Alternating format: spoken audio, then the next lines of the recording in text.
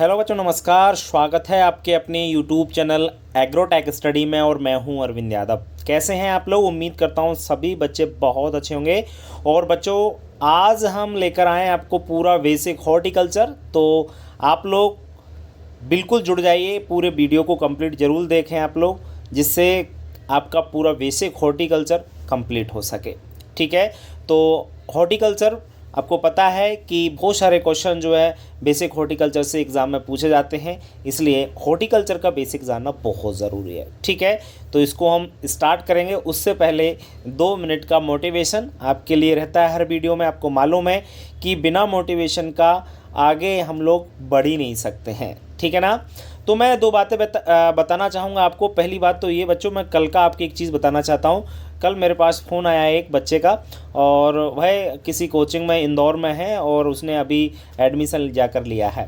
तो उसका कहना था कि सर, मैंने एडमिशन तो ले लिया है, लेकिन सर मेरे को बहुत डर लग रहा है यहाँ पे, और मुझे मतलब कुछ भी समझ में नहीं आ रहा है, और मैं जो है अब सर मैं नहीं पढ़ना चाहता, और मेरा घर बात हो गई है, मैं जो है घर जा रहा हूँ। तो मैंने उसे समझाया कि बेटा, कि सर वहाँ पे मेरे को कुछ समझ नहीं आ रहा। मैंने उसका यही था, समझ में शुरुआत में किसी को नहीं आता, समस्याएं आती हैं किसी भी कोचिंग्स में आप जाएं तो। क्योंकि उसका एक और कहना था कि सर यहाँ भीड़ बहुत है। देखो, भीड़ तो सभी जगह है, ऐसी बात नहीं है। बाकी उसका ये कहना था कि सर उनको तो सर इतनी सारी चीज़ें याद है, मुझे तो कुछ आता ही नहीं है, और मैं कैसे पढ़ूंगा सर। मेरे तो एलिमेंट ऑफ साइंस तो बिल्कुल पढ़ले नहीं पड़ रहा है। फसल उत्पादन और पशुपालन तो फिर भी ठीक है सर। तो सर 10,000 रुपये फ़ीस लग चुकी है, और एक दिन भी डेमो नहीं दिया कोचिंग्स वालों ने। तो कोई भी कोचिंग डेमो नहीं देती है, पता है आपको। और जो मध्यम वर्गीय है, गरीब परिवार से बच्चा होता है, जब शुरुआत में 10,000 रुपये देता है, तो कहीं ना कहीं देखो, माता पिता पैसे देते हैं बच्चे को पढ़ने के लिए, लेकिन अब क्या कर सकते हैं। कोई भी कोचिंग्स पैसे कमाने के मूड में रहते हैं, तो वो लोग अब डेमो नहीं देते हैं। तो ये भी एक प्रॉब्लम है। लेकिन मैंने उसको समझाया कि बेटा, आप पहुंच गए हो तो पढ़ो, कोशिश तो करो। बाकी वहाँ पे पढ़ने वाले अच्छे बच्चे होते हैं, तो उनको देख के एक्चुअल में लगता तो है कि यार इनका सिलेक्शन होगा, हमें तो कुछ आता ही नहीं है, हमारा कैसे होगा। तो ये बहुत बड़ी प्रॉब्लम है बच्चों को। मतलब बहुत ज़्यादा मूड ख़राब हो जाता है बच्चे का जब ये सब चीज़ देखता है। तो मूड ख़राब आपको नहीं करना है। आप जहाँ भी हों, जिस जगह भी हों, आप लोग जा चुके तो पढ़ें, कोशिश करें कि छोड़ें नहीं। जो आपके पास समय है उसका सदुपयोग करें। ठीक है ना? और जो भी बाहर जा चुके हैं बच्चे, उनके लिए मैं बस यही कहना चाहूँगा कि डरना तो है ही नहीं है आपको। डर के आगे जीत होना चाहिए आपकी। और मेहनत, बस ये है कि उन्होंने मेहनत की है, वो लोग मेहनत कर रहे हैं, तो आप लोग भी मेहनत करिए। आप भी उस पायदान पे आज खड़े हैं कि आप लोग भी मेहनत कर सकते हैं। अच्छा प्लेटफॉर्म है, कोचिंग्स पहुंच गए तो अच्छी बात है। बाकी जो छात्र घर पे हैं, उनसे मैं कहना चाहता हूं, अपने आप को समय दीजिए और पढ़िए। देखिए, आने वाला समय बहुत ही ज़्यादा महत्वपूर्ण होने वाला है, क्योंकि बहुत सारे बच्चे दिमाग में ये सोच रहे हैं कि अरे बहुत समय पढ़ लेंगे, एक आध महीने में निकाल देंगे टेस्ट। ऐसा नहीं होता है। मैं आपको बताऊं, पढ़ना पड़ता है। लॉन्ग तैयारी ही काम आती है। शॉर्टकट के चक्कर में मत पढ़ना, शॉर्टकट में कुछ नहीं होने वाला है। अगर आपसे कोई कहे कि एक आध महीने में पढ़ के सिलेक्शन हो जाएगा, तो इम्पॉसिबल है। मैं कह रहा हूँ असंभव है, हो ही नहीं सकता बेटा, इतनी जल्दी सिलेक्शन। और वो सारे तो ये सोचते हैं कि ऑब्जेक्टिव क्वेश्चन आते हैं, तुक्का मार देंगे और हो जाएगा, माइनस मार्किंग है नहीं है, कुछ ऐसा सोचते हैं। तो मैं उनको बता देना चाहता हूँ, तुक्का मारने वाले आपके साथ कितने 50,000 बच्चे बैठने वाले हैं, जिसमें से आपको पता है कि तैयारी करने वाले 2 से 3 हज़ार ही बच्चे होंगे। 3,000 स्टूडेंट होंगे सिर्फ तैयारी करने वाले, और बाकी जो होंगे ना आपके 45,000 बच्चे, वो आप जैसे ही होंगे तुक्का मारने वाले। ठीक है ना? तो जो तैयारी वाले, कि आपको पता है कि 1500-1600 ही सीटें हैं टोटल एमपी में, MPPAT के लिए। तो ये गलतफहमी मत पालना कि हमारा तुक्का मार के सिलेक्शन हो जाएगा। ऐसे तुक्का मार के होता ना, तो पता नहीं अभी तक क्या होता। तो तैयारी तो करें, तैयारी से पीछे ना हटें। बाकी अगर मेहनत करोगे, गवर्नमेंट कॉलेज मिल जाएगा, तो कम से कम 4 साल बाद अपने ऐसे पायदान पर खड़े हो जाओगे आप लोग कि आपको बेरोजगार नहीं। आज की डेट में बहुत ज़्यादा बेरोजगारी है, पर एग्रीकल्चर एक ऐसा आपका विभाग मान लीजिए, एक ऐसा डिपार्टमेंट मान लीजिए, जिसमें अगर आपके पास एग्रीकल्चर से डिग्री है तो कम से कम आप बेरोजगार नहीं रहेंगे। इतनी सारी कंपनियां हैं प्राइवेट, इतने ज़्यादा गवर्नमेंट आपके लिए अच्छा स्कोप है। ये सबसे अच्छी बात है एग्रीकल्चर वालों के लिए। बाकी और सब्जेक्ट में स्थिति क्या है आप लोग देख सकते हैं। आपके भाई बहन पढ़े होंगे, कोई सीनियर वीनियर होंगे जिन्होंने मैथ्स बायो से या किसी सब्जेक्ट से कर रखा हुआ, क्या स्थिति है, चप्पल चटकाते घूम रहे हैं। तो थोड़ा सा सोचिए समझिए, अगर आपने एग्रीकल्चर 12th में लिया था तो भैया एग्रीकल्चर से ही डिग्री करें। बेवकूफ़ ना बने, किसी की बातों में ना लगें और अपने आप पे भरोसा रखें। अपने आप पे भरोसा यदि होगा तो पक्का सिलेक्शन आपका हो जाएगा, ठीक है। और जो बच्चे MPPAT के नोट्स चाहते हैं क्रैश कोर्स के, तो उनको नोट्स हम अवेलेबल करा रहे हैं। नोट्स आप लोग हमसे प्राप्त कर सकते हैं। नोट्स का थोड़ा सा फीस ज़रूर रखा है। फीस इसलिए क्योंकि फ्री की चीज़ की कोई वैल्यू नहीं करता है, इसलिए थोड़ा सा फीस ज़रूर आपको पे करना पड़ेगा, देन आप अपने नोट्स प्राप्त कर सकते हैं। और ये नोट्स सिर्फ उनके लिए हैं जो मेहनती बच्चे हैं, टाइम पास वाले हैं। हमसे कांटेक्ट ना करें, टाइम पास वो अपने आप अपने हिसाब से करते हैं, ठीक है। चलिए, ज़्यादा समय ख़राब नहीं करेंगे, बहुत ज़्यादा लंबा वीडियो हो जाता है। चलिए, तो आज हॉर्टिकल्चर का पूरा बेसिक क्लियर कर लेते हैं।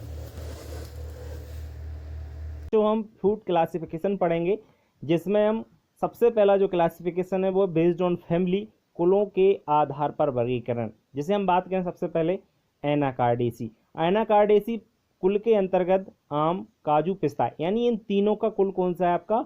एनाकार्डेसी, आम, काजू और पिस्ता। दूसरा है म्यूजेसी। म्यूजेसी कुल के अंतर्गत आता है केला। केला का कुल कौन सा है? म्यूजेसी।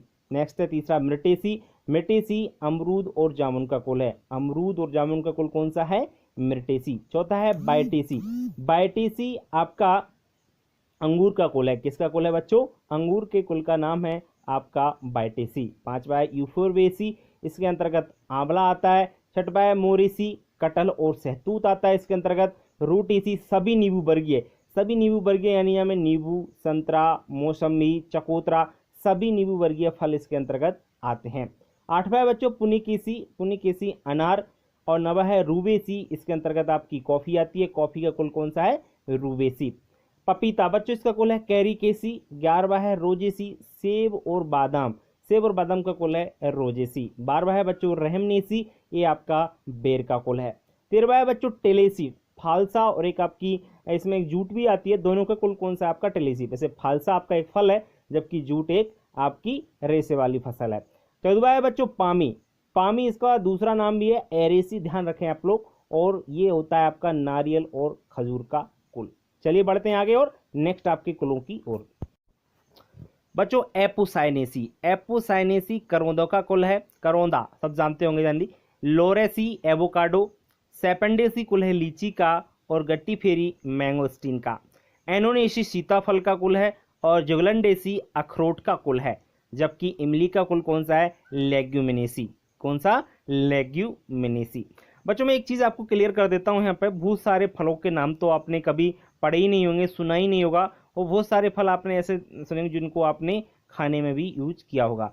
तो बच्चों सभी कुल आपके लिए वेरी इंपॉर्टेंट है, इसलिए इनको आप अच्छी प्रकार से याद जरूर रखें, चूंकि इनमें से एक प्रश्न आपके एग्जाम में ज़रूर बनता है। हर क्लासिफिकेशन में से एक प्रश्न आपको आपके कंपटीशन एग्जाम में ज़रूर मिलने वाला है, इसलिए हर क्लासिफिकेशन जो भी क्लासिफिकेशन हम पढ़ाएंगे वो सभी आपके वर्गीकरण आपके लिए बहुत ही महत्वपूर्ण है। चलिए बढ़ते हैं नेक्स्ट आपके सेकंड क्लासिफिकेशन की ओर। नेक्स्ट है बच्चों श्वसन दर के आधार पर वर्गीकरण बेस्ड ऑन रेस्पिरेशन रेट। बच्चों श्वसन दर आपको पता है, श्वसन हम में भी होता है, पेड़ पौधों में भी होता है, फल फ्रूट्स में, सब्जियों में, सभी में आपकी श्वसन की दर होती है। हम सांस लेते हैं उसी प्रकार फल सब्जी सभी आपके श्वास लेते हैं।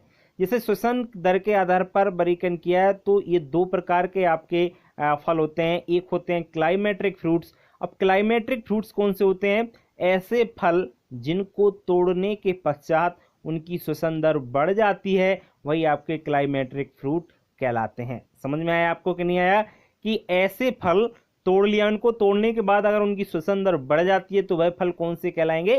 क्लाइमेट्रिक फल कहलाएंगे। कौन कौन से होते हैं? जैसे चीकू, केला, पपीता, सीताफल, अंजीर, नाशपाती, आलू बुखारा, आम, अमरूद, सेब। ठीक है ना, ये सभी आपके क्लाइमेट्रिक फ्रूट्स हैं। तो याद करने में थोड़ा सा दिक्कत आएगा, फिर मैं आपको ट्रिक बता देता हूं इसकी। बच्चों ऐसे फल जिनको तोड़ने के बाद अगर वो पक जाते हैं, कच्ची अवस्था में अपन ने तोड़ लिए और बाद में अगर वो पक जाए तो वह सभी फल आपके क्लाइमेट्रिक फल के अंतर्गत आते हैं। ठीक है ना, जस्ट उल्टा इसका नॉन क्लाइमेट्रिक का कर लीजिए। नॉन क्लाइमेट्रिक फ्रूट्स कौन से होते हैं? ऐसे फल जिनको तोड़ने के बाद उनकी श्वसन दर कम हो जाती है, नॉन क्लाइमेट्रिक फल कहलाते हैं। जैसे बेर, संतरा, काजू, अनार, जामुन, अंगूर, लीची, आंवला, अनानास। बच्चों ये ऐसे फल हैं, अगर हम इनको कच्ची अवस्था में तोड़ लिया तो ये फल पकते नहीं है। आप देख लीजिए, इनमें से कोई सा भी ऐसा फल नहीं है अगर आपने कच्ची अवस्था में तोड़ लिया तो वहीं का वहीं जो सूख जाता है, पकता नहीं है। तो क्लाइमेट्रिक और नॉन क्लाइमेट्रिक कौन कौन से होते हैं, अच्छी प्रकार से आपको समझ में आ गया होगा। बच्चों नेक्स्ट तीसरा आपका क्लासिफिकेशन है जलवायु के आधार पर वर्गीकरण, बेस्ड ऑन क्लाइमेट क्लासिफिकेशन। बच्चों ये 3 प्रकार का है। जैसे सबसे पहले हम बात करें ट्रॉपिकल, जिसको हिंदी में उष्णकटिबंधीय कहा जाता है। उष्णकटिबंधीय के अंतर्गत कौन कौन से फल आते हैं, देखिए आप लोग इस जलवायु में होते हैं। जैसे आम उष्णकटिबंधीय जलवायु का पौधा है या फल है, नारियल, सीताफल, केला, पपीता, काजू, कटहल, चीकू, अनानास, अमरूद।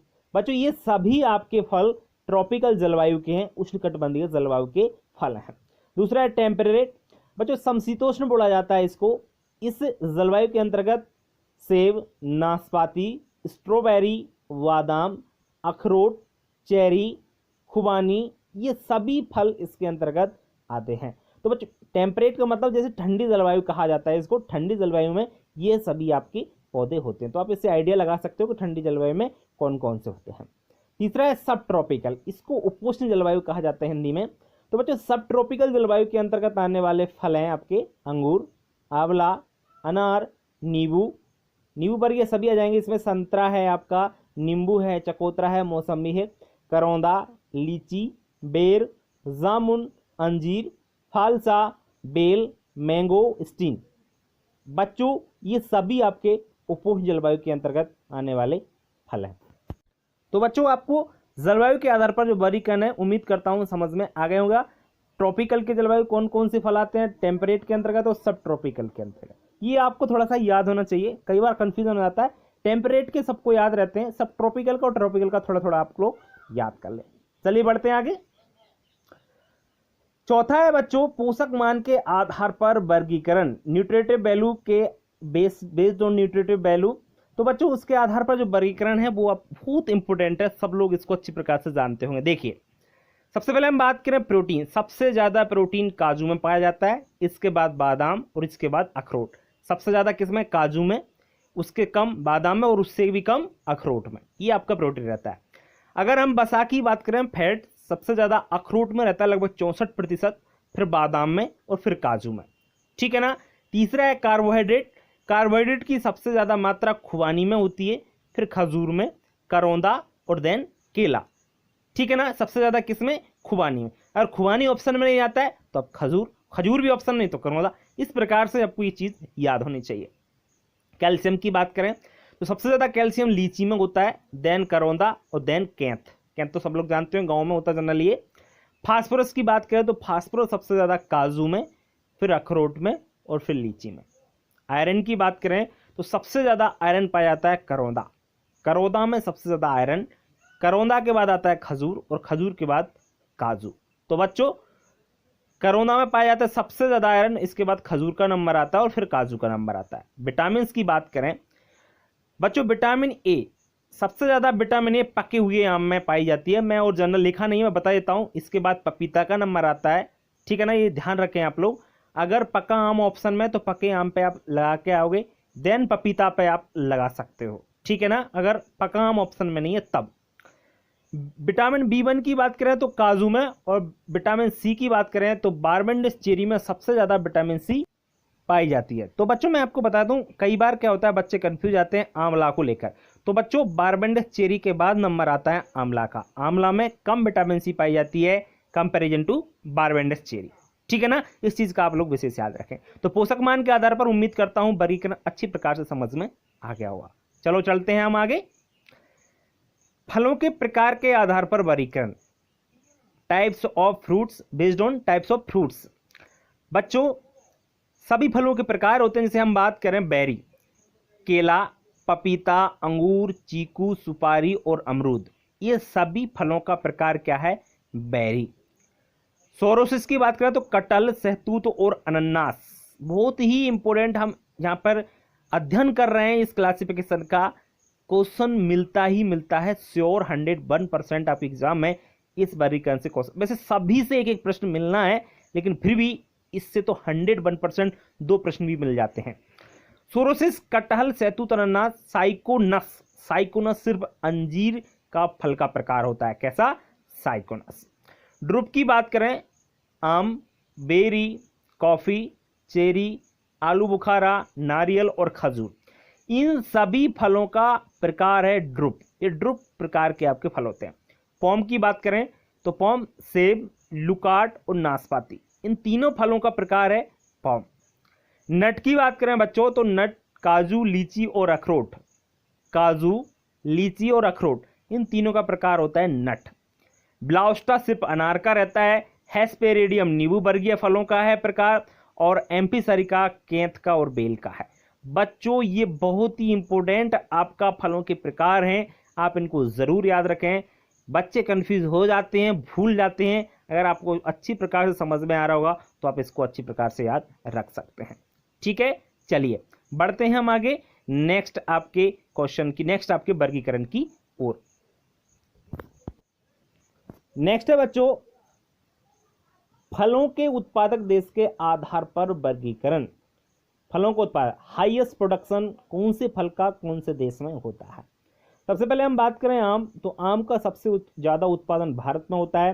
केला का भी भारत में होता है, काजू का भारत में, चाय का भारत में, नींबू और चीकू, ये 6 फल ऐसे हैं जिनका प्रोडक्शन सबसे ज्यादा हमारा देश करता है। ठीक है ना, ये आपको याद रहेंगे। आगे बात करें, अमरूद का प्रोडक्शन सबसे ज्यादा ब्राजील में, पपीता का भी ब्राजील में, और मौसम्बी का भी उत्पादन सबसे अधिक ब्राजील में होता है। सेब का सबसे ज्यादा चीन में, और लीची का भी कहां पर होता है? चीन में, चाइना में। संतरा का सबसे अधिक उत्पादन भी चाइना में ही होता है।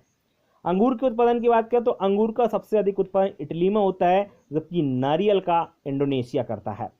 पाइनएप्पल का सबसे ज्यादा उत्पादन बच्चों कौन करता है? थाईलैंड। पाइनएप्पल बोले तो अनानास, अनानास का हाईएस्ट प्रोडक्शन आपका थाईलैंड देश में होता है। तो बच्चों ये आपका क्लासिफिकेशन रहा फलों के उत्पादक देश के आधार पर, सबसे ज्यादा कौन सा देश कौन से फल का उत्पादन करता है, ये चीज भी आपको यहाँ पर क्लियर हो गई है।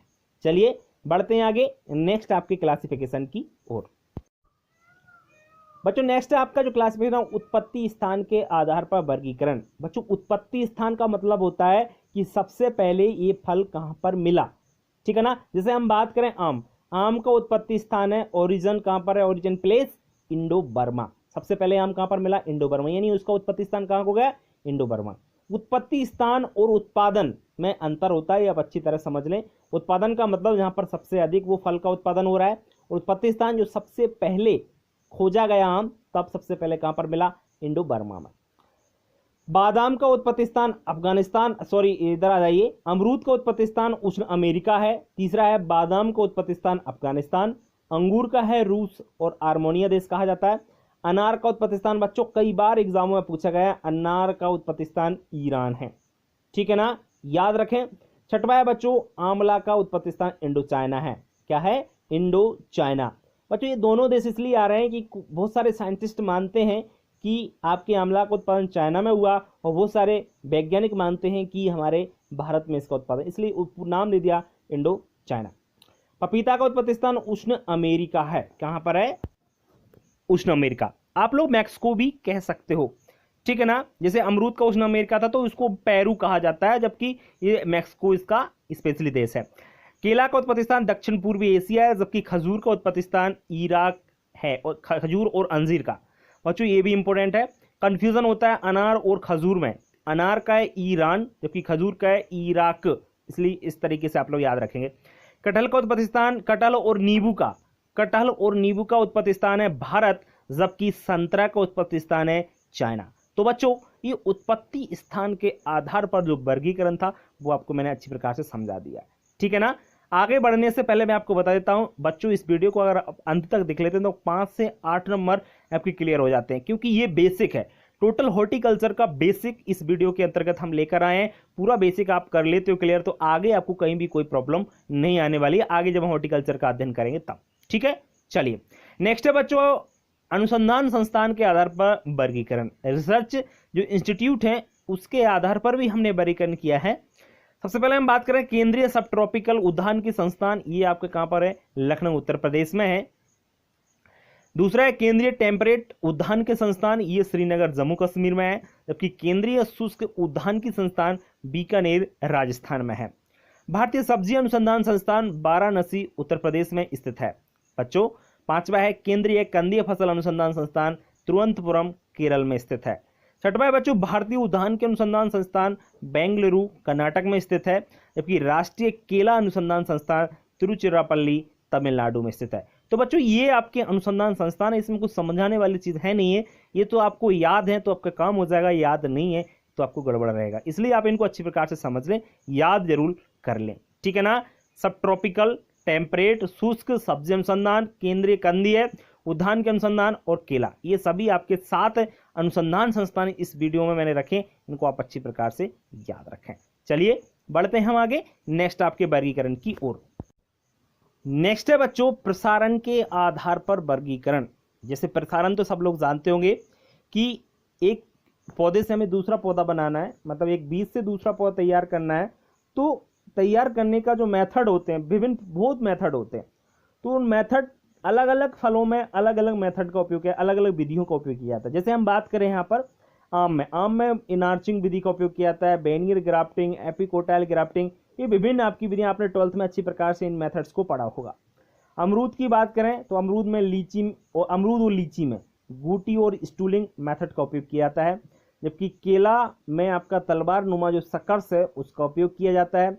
अच्छा, ये क्या होते हैं, कैसे होते हैं, इनको जानने के लिए आप एक काम कर सकते हैं कि 12th की एक मैंने वीडियो बनाई है जिस चैप्टर नंबर आपका लगभग 11 चैप्टर नंबर है। तो उसमें आप लोग देख सकते हैं कि प्रसारण किस प्रकार से होता है। 11 बार नहीं है, शायद कंफर्म नहीं हो रहा है कितना है आपका, मैंने उसको पढ़ाया है अच्छी प्रकार से कि प्रसारण किस प्रकार से होता है और गूटी क्या है, इनार्चिंग क्या है, बेनियर ग्राफ्टिंग के। तो आप हमारी प्लेलिस्ट में जा करके देख सकते हैं। 12th का एक वीडियो है, मैं आपकी इसकी लिंक जो डिस्क्रिप्शन में इसकी दे दूंगा आपको।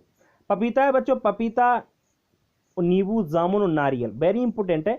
पपीता, नींबू, जामुन और नारियल, ये 4 फल ऐसे हैं जिनका आपका प्रसारण बीज के द्वारा होता है। मतलब दूसरा पौधा बनेगा तो सिर्फ बीज के द्वारा, ठीक है ना। 2 तरह का प्रसारण होता है बच्चों, एक होता है लैंगिक और दूसरा होता है अलैंगिक। लैंगिक का मतलब बीज के द्वारा अगर पौधा बनता है तो उसको लैंगिक बोला जाता है, सेक्सुअल रिप्रोडक्शन। जबकि पौधे के किसी अन्य भाग से बीज के अतिरिक्त पौधे के किसी अन्य भाग से अगर नया पौधा तैयार होता है तो उसे हम अलैंगिक रिप्रोडक्शन कहते हैं, अलैंगिक प्रजनन कहा जाता है। संतरा और आंवला में टी बडिंग के द्वारा किया जाता है, बेर में रिंग बडिंग, जबकि स्ट्रॉबेरी में रनर के द्वारा आपका प्रसारण किया जाता है।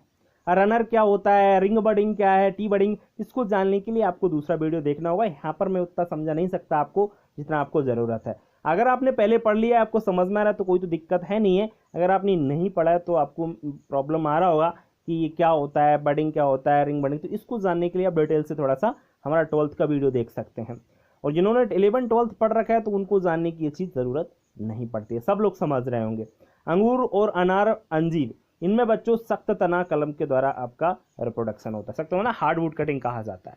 तो बच्चों आज की वीडियो में प्रसारण की जो भी आपकी विधियां बताई दी आपको, और बच्चों आज को वीडियो यहीं तक है। पूरा हॉर्टिकल्चर का जितना भी बेसिक था पूरा क्लियर आपको कर दिया है। कल से मैं आपको एक एक से फलों की खेती लाऊंगा, आम, केला, अमरूद, जो भी आपके सिलेबस में सभी हम आपको खेती कराएंगे। तो बच्चों